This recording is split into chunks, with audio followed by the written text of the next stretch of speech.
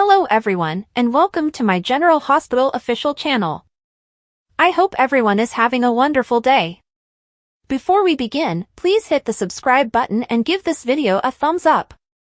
Lucas was standing outside Bobbie's when he noticed the sign that Elizabeth had painted before the year was up. He entered first, and then Willow and Wiley. Wiley inquired as to Lucas' identity after Willow and Lucas had exchanged pleasantries. Willow explained to him that Lucas was his great-uncle because he was Grandma Carly's brother. Wiley was ecstatic to have met him. Soon, Maxie and Michael showed up. Wiley informed Michael that Lucas was his uncle after Maxie angrily reprimanded Lucas for not informing her that he was back. Michael gave Lucas a hug before Lucas told them he had to go. After Lucas passed away, Willow and Michael realized how difficult it must have been for Lucas to watch Wiley. Willow and Michael talked about how Lucas might have made it difficult for Michael to obtain custody of Wiley, but Michael was appreciative of Lucas's tactful departure from Wiley's life. Willow and Michael stated that they desired Lucas to be a part of their sons' lives, though. Willow expressed her gratitude to Michael for giving her the opportunity to raise Wiley. Willow was informed by Michael that although he wasn't sure how to explain it, he had thought of telling Wiley the truth about Lucas. Willow assured him that they would work things out together. Wiley came back to the table, and Willow and Michael told him all about how Lucas had raised him as a baby. Admire B&B, Days, General Hospital, or other soap operas. Participate in the discussion on our SC boards. To interact with fans and start a conversation right now, click this link. Lucas visited Bobbie's grave after his reunion at Bobbie's and expressed to his mother how much he missed her. He turned around and saw Maxie standing there. Maxie and Lucas talked about how Wiley's loss had affected him. Wiley's growth startled Lucas, but it also made him delighted to see how content the young child was. Lucky saw Aiden when he got off the GH elevator and yelled out his name. All Aiden said when he turned around was, "Hi, Dad." Elizabeth watched the conversation and then intervened, proposing they have a conversation in the break room. After Aiden and Lucky had some time to themselves, Lucky apologized to his son for everything. "I'm to blame for our brief conversation. Not because I wasn't inclined to. I was in locations with no justifications. I ought to have found a method to get in touch," Lucky remarked. Though he was happy to have his father around, Aiden admitted to Lucky that he had still needed him during the last few years. "There was a lot going on in my life that I really wanted to talk to you about," Aiden stated. Lucky granted Aiden's request to speak, and he did so. Although Aiden wasn't sure how to break the news to Lucky, he knew he had to. "I've wanted to tell you for a long time, I'm gay," Aiden said. Before answering, Lucky took a few moments to gather his thoughts. "My name is Father. And I sincerely apologize if my absence has caused you to doubt my unwavering love for you. Nothing can make me feel any differently about you," Lucky remarked. Aiden heard Lucky's remarks and felt a profound sense of relief. Aiden added, "I feel like I can breathe," and then he gave his father a hug. After catching up on life, the father and son talked, with Aiden telling Lucky everything about his baking company. Aiden learned about the Triple L diner from Lucky. As it happened, Luke had been the baker at the diner. Elizabeth informed Terry at the nurse's station that Lucky and Aiden needed to catch up in the break room. Aiden telling his dad he was gay was a surprise to Elizabeth, even though Terry knew Aiden coming out to his dad was significant. Elizabeth soon received Lucky's test results, which led her to locate Lucky and Aiden. Aiden wasn't a suitable liver donor for Lulu, Elizabeth informed Lucky after he went to see a friend. Diane was taken aback when Robert informed her that Holly had returned to the city when she dropped by his office. Robert expressed his desire to be honest with Diane and expressed regret for his behavior during Holly's previous visit, particularly for kissing her. "You are both my future and my present. My past is Holly," Robert remarked. Diane acknowledged that she had the same feelings. Diane grinned and continued, "As long as your lips only touch mine, no doubts." Holly held the diamond she had taken from Sidwell in her hotel room at Metro Court, and she talked to someone on the phone about trading the gem for something else. The door was knocked on after she hung up. There standing with a bottle of champagne was Brennan. Holly brought Brennan in and he introduced himself. Holly tucked the diamond away while he uncorked the champagne bottle. Regarding Sidwell and his diamond mines, Brennan had some inquiries. While sipping champagne, Holly gave a description of how she got to know Sidwell. "We both enjoy the finer things in life," she stated. Holly made up the story that their relationship had nothing to do with business. She claimed that she would not have been associated with him if she had realized what he had been up to. Brennan wasn't sure if he should trust her. Holly stated that it was only after Anna and Jason arrived that she found out the truth. After that, bringing Lucky home had been her main priority. Holly questioned Brennan about whether he had given the order for the drone strikes, but he would neither confirm nor deny. Felicia arrived shortly after and cut them off. Before Brennan left, Felicia gave him the side-eye, astonished to find him there. Holly and Felicia caught up once they were alone. Felicia questioned Holly's decision to leave her and Mac behind. After seeing Mac at Maxie's, Holly informed Felicia that she received the impression Mac didn't want her around. Felicia said how much she had missed Holly, regardless of Mac's feelings. Holly informed Felicia that Mac had discouraged her from seeing Robert when Felicia brought up the subject.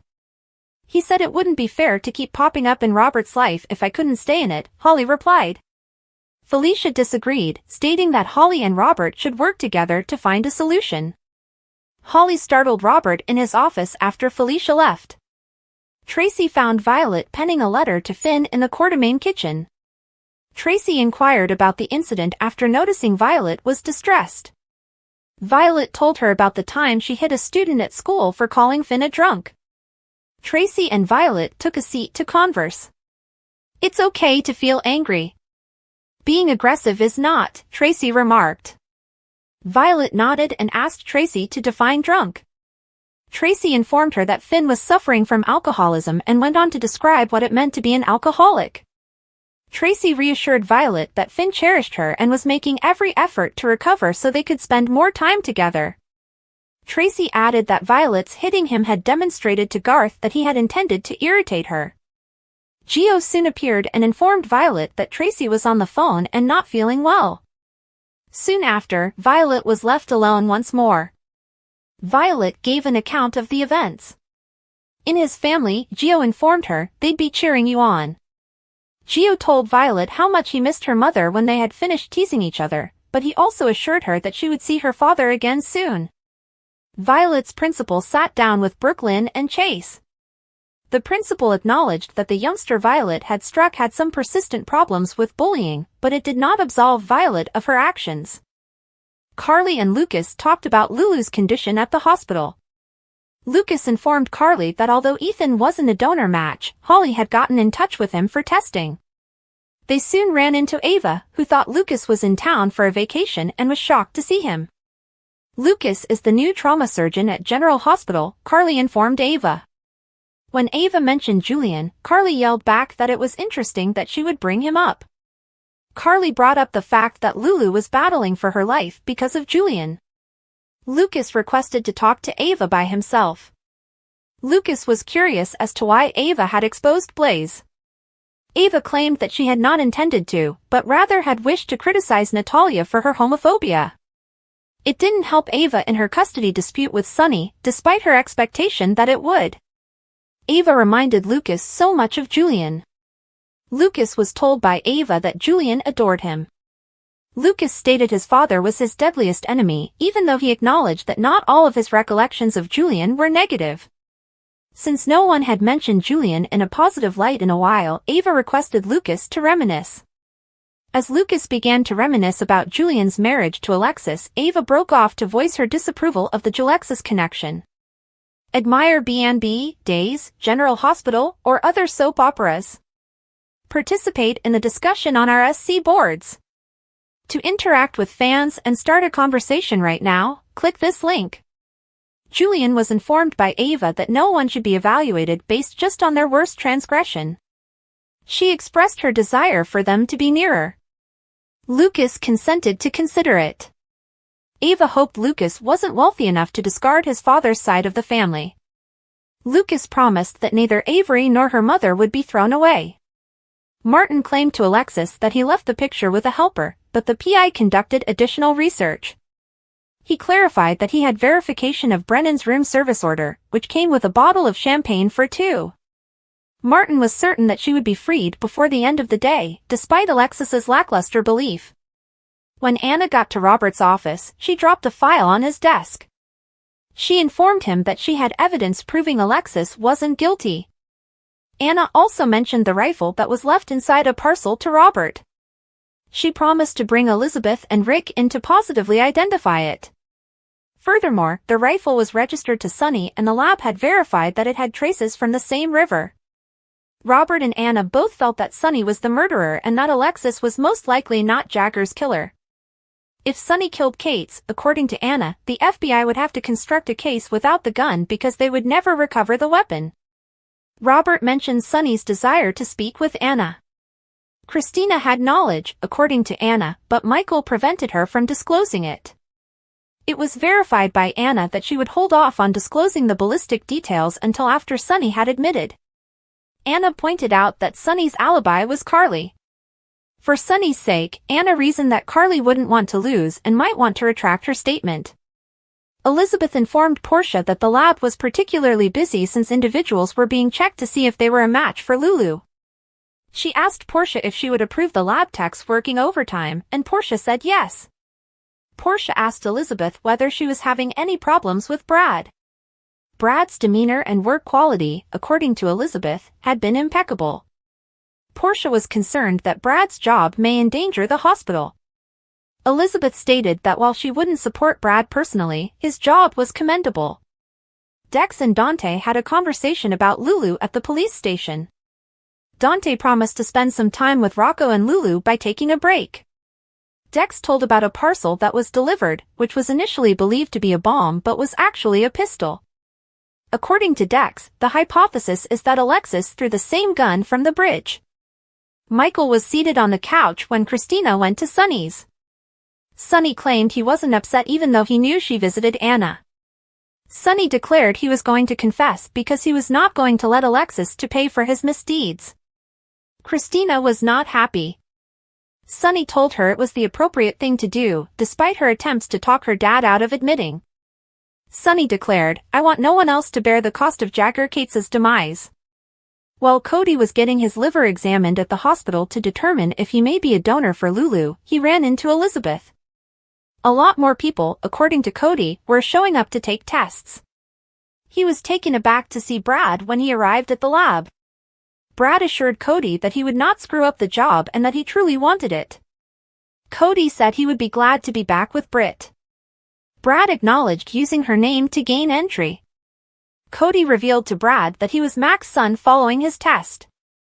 Brad heard Cody explain how much he had messed up, but Mac was the greatest man he had ever met, and Mac had forgiven him.